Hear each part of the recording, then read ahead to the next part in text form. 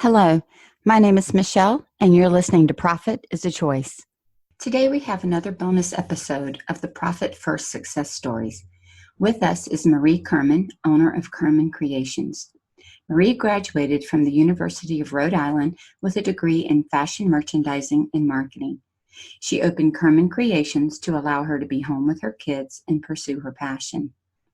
Marie offers design, fabrication, and installation of custom window treatments to interior designers and retail clients in the New England area. She shares that the desire and need for more profit became apparent as college tuition time got closer. So she took part in educational opportunities through WCAA, WFCP, and networking, and with that, she hired an assistant, changed her marketing and offerings a bit, and started working directly with interior designers. Those two things alone drastically impacted her profitability. Marie is going to share how she has implemented Profit First in her business and then some of the obstacles that she faced prior to that. Her solution is different to many because she is not using an accounting software package, so there's like no QuickBooks in the way that she does things. And I want to point that out because I think this shows the power of Profit First. It can be adjusted to fit your scenario and your strategy, within limits, of course. So enjoy listening to her journey.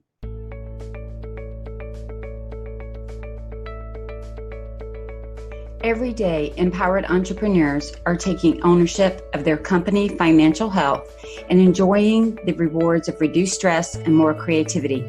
With my background as a financial software developer, owner of multiple businesses in the interior design industry, educator, and speaker, I coach women in the interior design industry to increase their profits, regain ownership of their bottom line, and to have fun again in their business. Welcome to Profit is a Choice.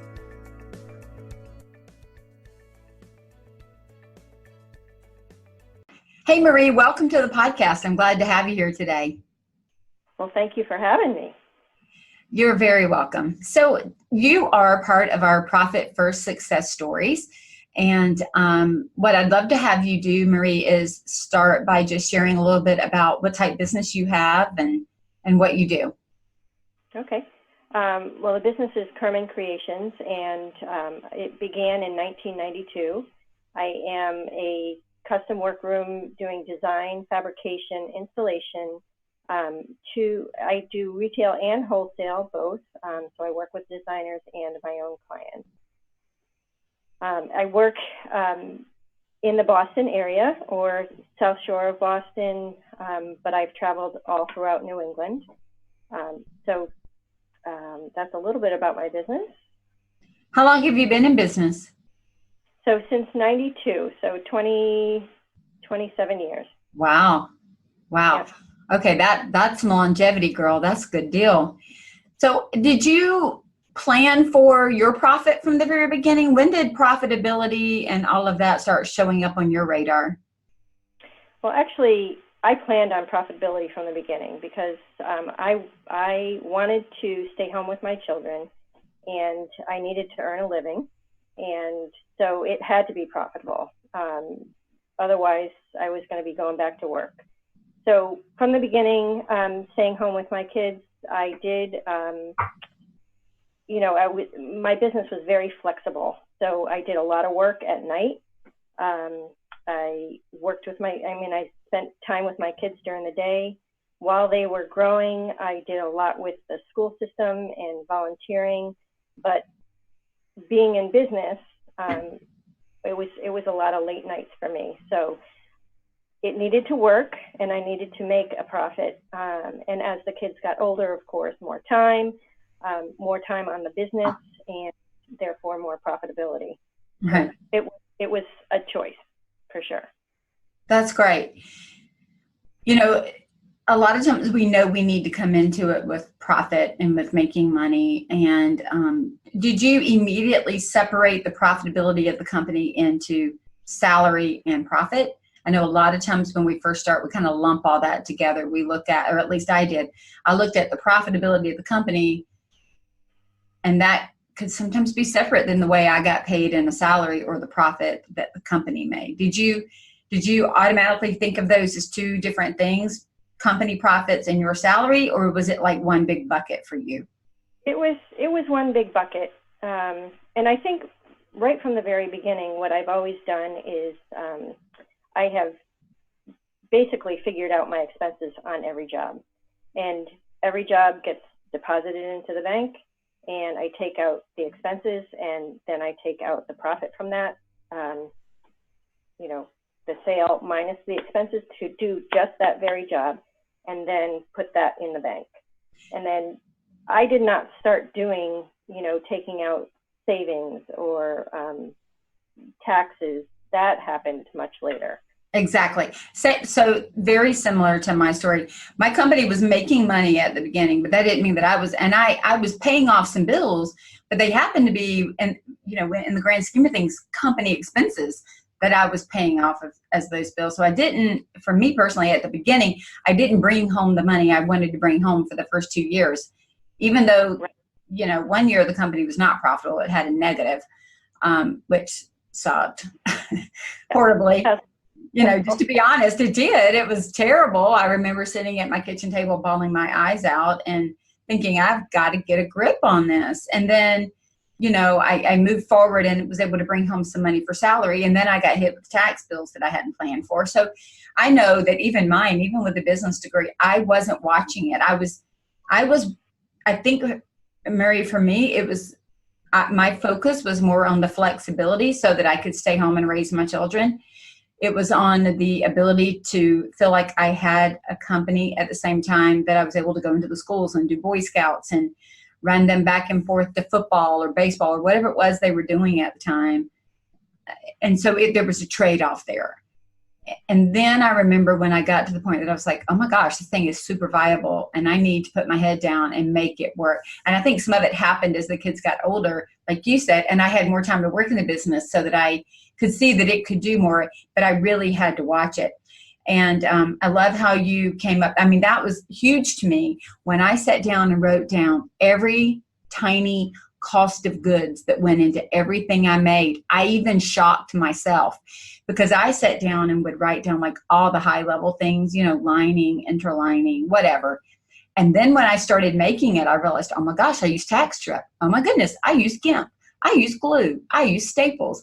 The things that I had in my mind just kind of thrown in. And I'm not saying I didn't throw them in, but I'm just saying I didn't even become acutely aware of every detail for every product that I made. That was an eye-opener to me because the profit that I made on every item was not what I thought that it was. Right? So that was the first thing to realize is, number one, if I want the company to be profitable, then everything I do has to be profitable, or at least a good portion of it. Because that's what's feeding the overall company profitability. So if I am slowly losing money, kind of dripping on every single one of them, it piles up at the end. Right, exactly. If you look at your bank account and you say, I don't have as much money in here as I thought, then I have not taken out as much for the rings, the glue, the cord, the bars. The weights. And that's where you have to go back and say, okay, we need to relook at this. And how much does it cost me to make a Roman shade? Right. That headrail system's not $25 anymore. It's more like $100. $150. Yeah, exactly. Yeah. And then, now I have a scale of headrails.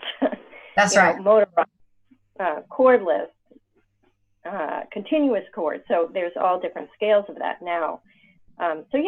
Definitely when you take a look at it, every few years you have to go back and take a look at what it actually costs to make something.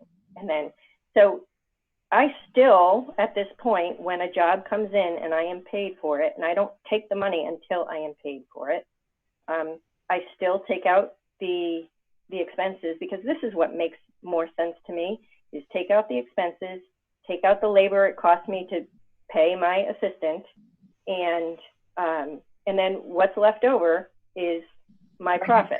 So I take out the sales tax, I take out the income tax, and now I'm taking out savings, and in the future I'm going to take out retirement. Okay. Doing that very well. So I still do it the same way. So Okay. So before you started the Profit First methodology, what was it that made you think, okay, this is something I need to do? Well, I think it was when I met Mike Michalowicz at that, I had met him at, it's called Believe, Inspire, Grow, this business group that I belong to.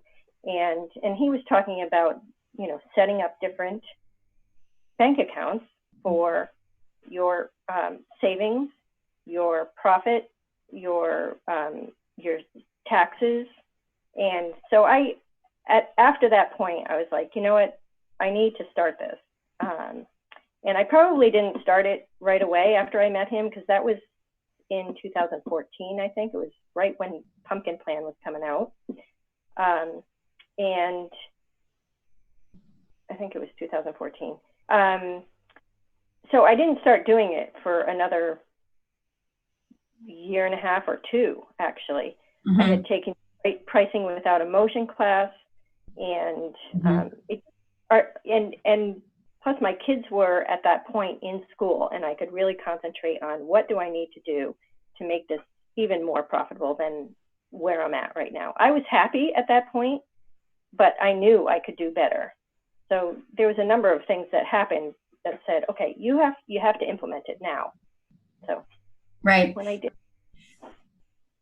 I think that's an important point to make, Marie, is sometimes we hear of something and we kind of know that it'll work, or we know that we need to do it, and then we just kind of have to get to the point.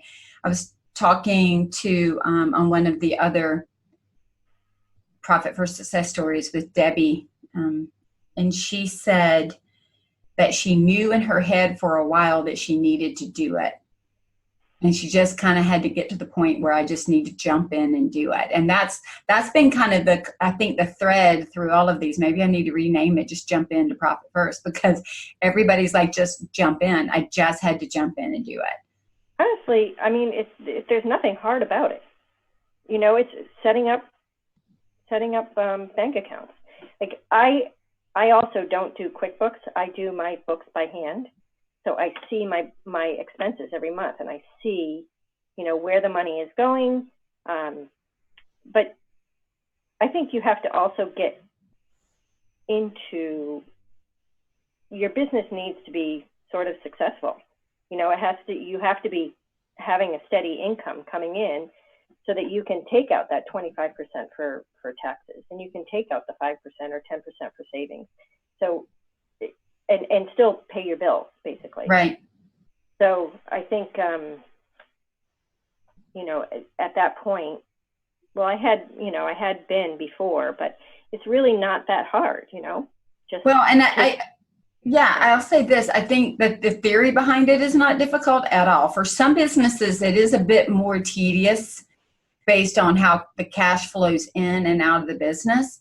But I will say, one of the things that you made a comment on, and you definitely have implemented Profit First differently than others. And everybody implements things a little bit differently, but it's finding the way that works for you, right? And one of the things that you said was, I wait until I'm fully paid and then I allocate. So what that means is you are making certain that you're not robbing Peter to pay Paul. And because you're doing it by hand, you are intimate with the numbers. You see it, you feel it, you touch it. It doesn't happen automatically. I mean, I'm definitely going to be a supporter of being on QuickBooks or something, not doing it by hand. I think it takes up a whole lot of time that could be spent somewhere else. And I definitely don't think that you have the reporting opportunities. But the benefit to what you're doing is that you touch it and feel every number. You feel every number, right? And so that is a huge benefit to what you're doing. The other thing is, by you waiting to allocate until you've fully been paid, you know that you have fully earned that money.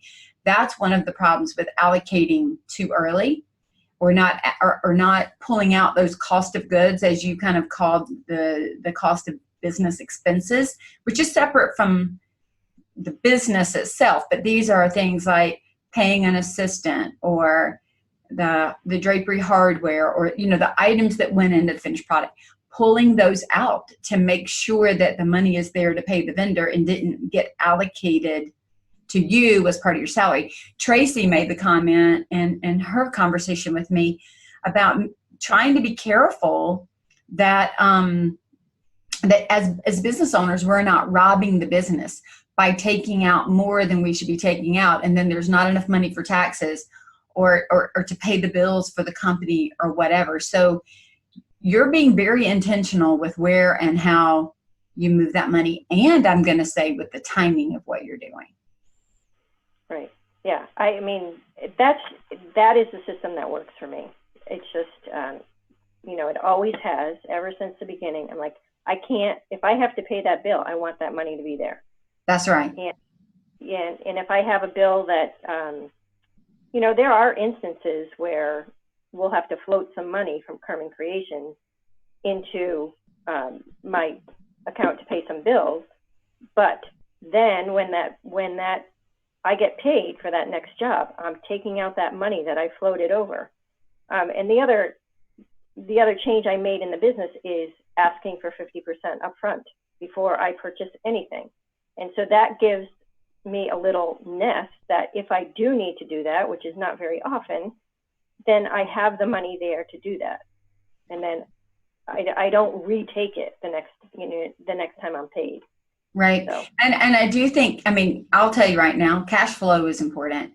And I've got an awesome PDF download that will be on my website, or is on my website. And it is called Correcting Your Cash Flow. And that's what happens is we realize that maybe we aren't taking the right percentage down in the right time. And so we are having to float too much money of our own to cover an expense for a client, where the client should be covering their own expenses with down payments or retainers or prepayments or whatever it is. And that is one of the things that I think is highlighted when we do a profit first methodology, is we start to realize, okay, so the bills are coming in before the money's coming in, which means I either need to have I've got to do something so that I can stay ahead of this and not get behind it. Because getting behind it is painful. Getting in front of it is pleasurable, right? Right, exactly. Yep. So that did show up for you. Which bank accounts do you have, Marie? So I have my KURMIN Creations account, which is where all the payments flow in and all the... So that's like an income account? Yes. Yeah. Okay. So, and I pay my bills through that. And then I have a sales and income tax account. So it's combined. Okay. And then I have a savings account.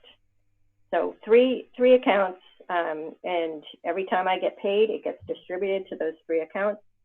And then that savings account could be for investments, or it can be for pleasure.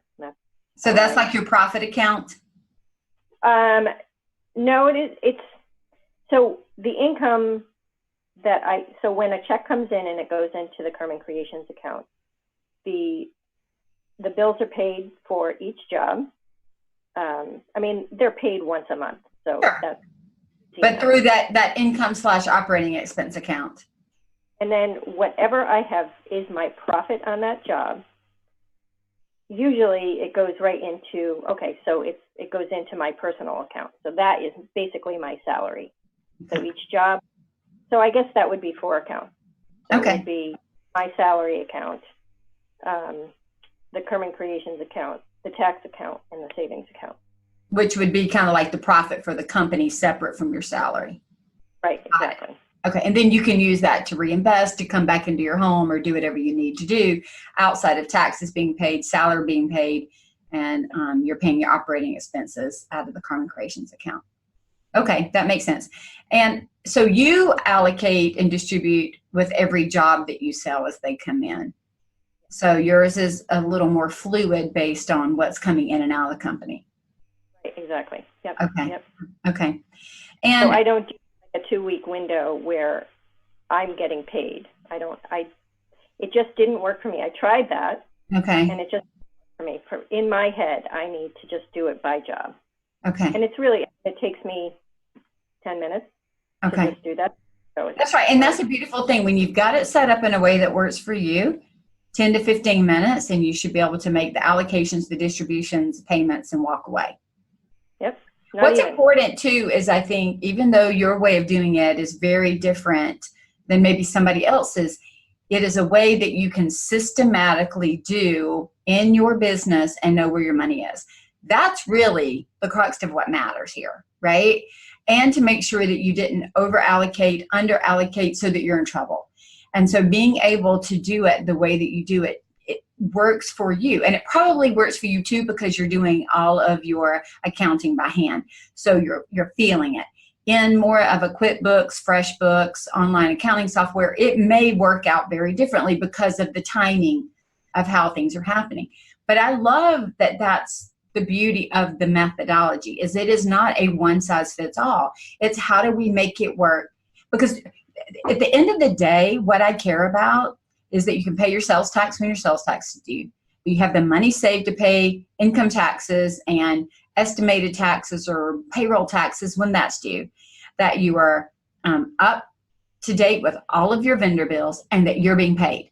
And they have a profit in the company that you can either take as a family distribution, right, to help you, or to invest, or to have 3 months backup for a rainy day. At the end of the day, if we've got that happening, how you've put those puzzle pieces together is not what's important. What's important is that you have the outcome that you desire. And so, kudos for you for realizing that because you are doing all of your accounting by hand, you needed to adjust the way that it worked so that you could manage it the way that you were managing it. So that's fantastic. I did try the QuickBooks. It just didn't work for me. Didn't work for you. Well, everybody's got to find what works for them. Exactly. And if you've got yours down to 10 or 15 minutes, nobody's going to argue with that. Times less than that. Yes. Honestly, I can go in and just transfer that money out and we're good. So do you have any challenges at this point with the way that you have implemented the Profit First methodology, or would you say that you're humming right along? I'm pretty confident in how it's all working out. And okay. It's good because it's positive. So yeah, taking that vacation this January was awesome, and that's where when I posted that Profit First works, it really does, that we were able to do a family vacation and I did not have to pull anything out of my husband and my account, so that was really nice. So tell us about the trip. Where did you go? Because of course I saw the pictures and I was like, oh, Marie, let's talk about that. But our listeners, they've not seen it. So what was the fun trip that you took?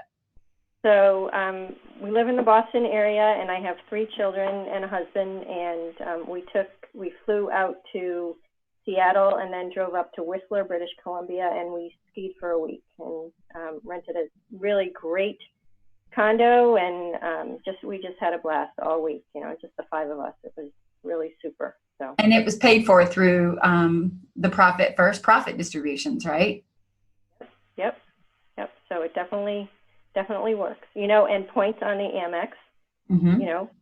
For, that paid for our airfare, and that was all through the business. So yeah, it works. That is fantastic. How do you stay motivated to keep up with Profit First? I'm sure because you see it working, so there's motivation to keep it going. Yeah.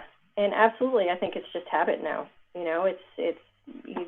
This is what I've been doing for, well, probably 10 years anyway. Actually, not 10 years, maybe. So the Profit First, when I started that savings, was probably only 4 years ago. Okay. So, just to see it working makes you want to do it. I mean, it's because I have a successful business, it is easy to do. You just take whatever percentage that you determine is the percentage you want to save on every single job. You stick it away. You don't see it. It's there and it's growing, I think that's the key, is that we don't see it. I mean, you see it if you go look at that account, but it's not what we see when we're trying to make our day-to-day decisions. And so therefore, it's kind of like you said, off to the side doing its job to multiply and grow so that we can go do something big with it. What's one of your next big profit goals? Is to probably set up another account just for, retirement Yeah, that's a good So, one. I remember, it's interesting that you said that. I started off, I think my very first accounts were for, well, I know it was for taxes. That was a big one for me. And then I'd already set up a tax account and an IRA account before I found Profit First.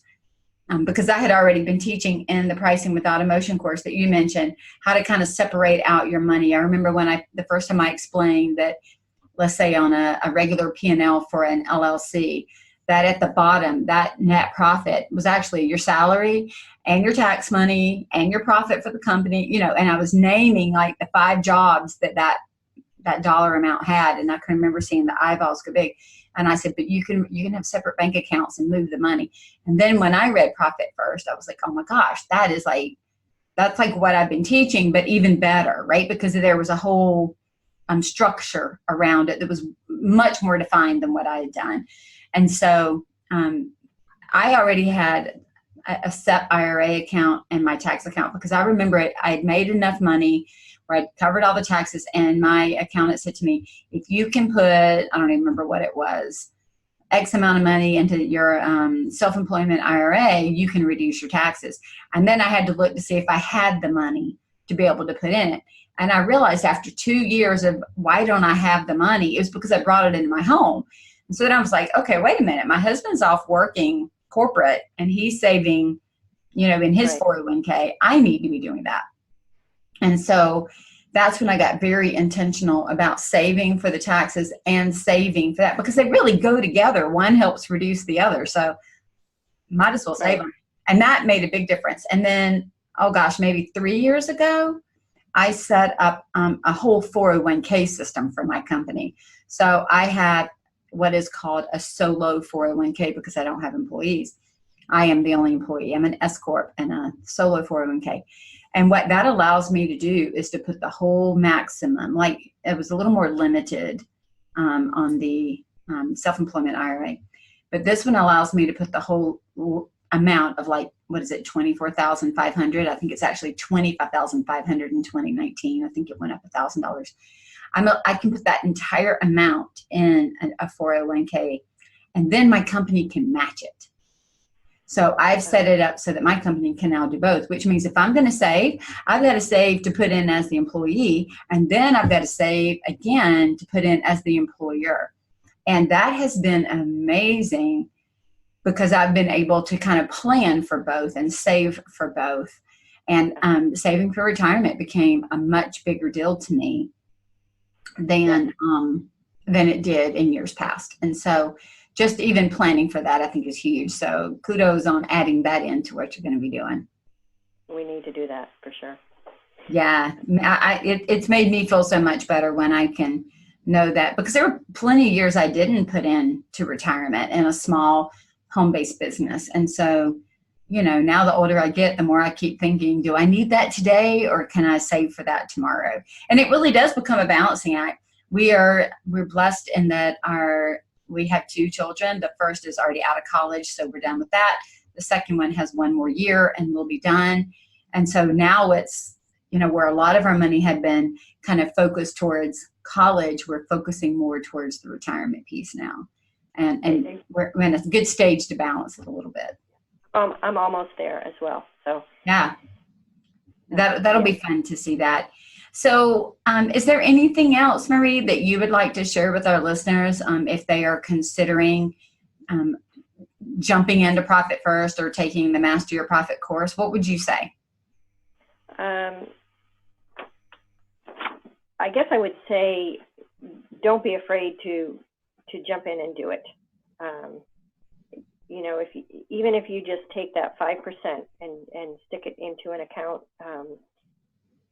and always cover your taxes, I guess. And so I guess I just do it, basically. It's what my message is. It's not scary, and once you start doing it, it just becomes habit, and you'll be amazed at what you can do. Yeah, the payoff's pretty high, right? Yeah, great. It is. Yeah, it's a super feeling. It really is.